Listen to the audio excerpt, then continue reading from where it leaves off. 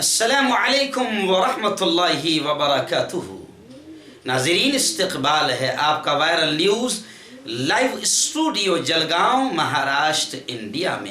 میں آپ کا میزبان مفتی ہارون ندوی۔ آئیے ڈالتے ہیں ایک بہت ہی بڑی، خاص اور اہم خبر پر نظر کہ امریکی سفارت خانے کے نمائندے جمعیت علماء مہاراشٹر حضرت مولانا ارشد مدنی کے ممبئی مین برانچ مین آفس میں پہنچے۔ وہاں گلزار اعظمی سے بات چیت کی۔ گلزار اعظمی جو ایک بڑی شخصیت کا نام ہے، جن کے یقیناً جمعیت علماء کے ساتھ امت پر بڑے احسانات ہیں، گلزار اعظمی نے بڑے دو ٹوک انداز میں ان امریکی سفارت خانوں کے نمائندوں سے کہا کہ امریکی صدر ڈونلڈ ٹرمپ اور ہندوستان کے وزیر اعظم پی ایم مودی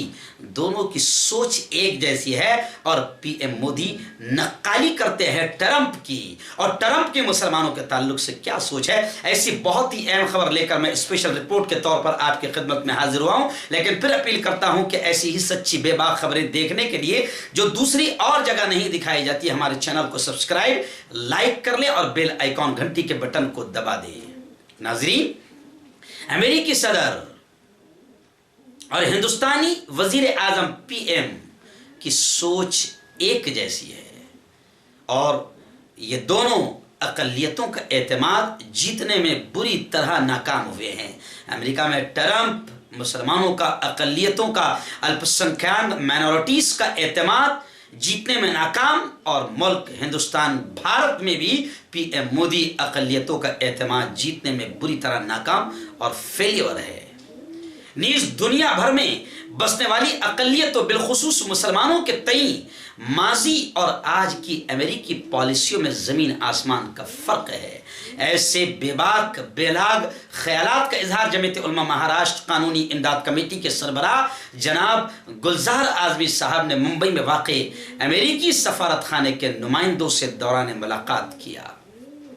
ناظرین، گزشتہ کل جمعیت علماء ممبئی مہاراشٹر حضرت مولانا ارشد مدنی کے دفتر میں رابرٹ پولسن ہاؤسر، وائس کونسل برائے سیاسی امور، اور عائشہ خان پولیٹیکل صلاح کار، انہوں نے گلزار اعظمی، ایڈوکیٹ انصار تنبولی، ایڈوکیٹ شاہد ندیم اور دیگر سے مہاراشٹر جمعیت علماء کے آفس میں ملاقات کی اور حالات حاضرہ پر سیر حاصل گفتگو کی۔ گفتگو کے دوران جناب گلزار اعظمی نے امریکی نمائندوں کو کھل کر یہ بات بتائی کہ صدر امریکہ ڈونلڈ ٹرمپ کی پالیسیوں کی نقل ہمارے موجودہ ہندوستانی وزیر اعظم نریندر مودی کرتے ہیں، اور نریندر مودی کو امریکہ سے سپورٹ ملتا ہے، جس کی وجہ سے ہندوستان میں بسنے والی اقلیتوں بالخصوص مسلم اور کرسچن کو یہ نشانہ بناتے ہیں۔ ان کے آئلی قوانین میں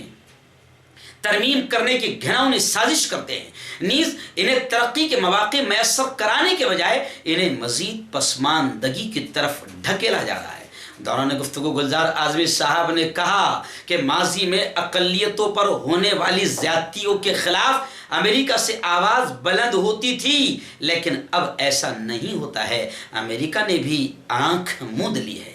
نیز ہندوستانی مسلمانوں اور دیگر اقلیتوں کے ساتھ ہونے والے تعصبانہ رویے پر اس کی خاموشی ایک سوچی سمجھی سازش کا نتیجہ ہے۔ وفد کو گلزار اعظمی نے بتایا کہ چین میں مسلمانوں کے ساتھ ہونے والی زیادتی کے لیے ہندوستانی مسلمان فکر مند ہے، لیکن وہ ایسا کوئی بھی قدم نہیں اٹھائے گا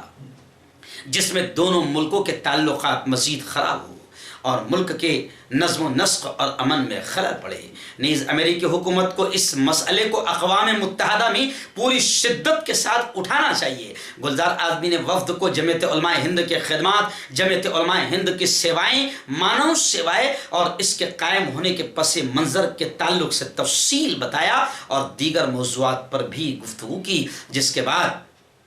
وفد نے گلزار اعظمی صاحب کو یقین دلایا کہ وہ ان کی ناراضگیاں، ان کے اعتراضات، ان کے آبجیکشنز اور خدشات امریکی اعلیٰ حکام تک پہنچائیں گے۔ جی ہاں ناظرین، یہ ہے جمعیت علماء اور جمعیت علماء کے سپوت اور جمعیت علماء کے سپاہی، جو دو ٹوک انداز میں بلا کسی انسانی خوف کھائے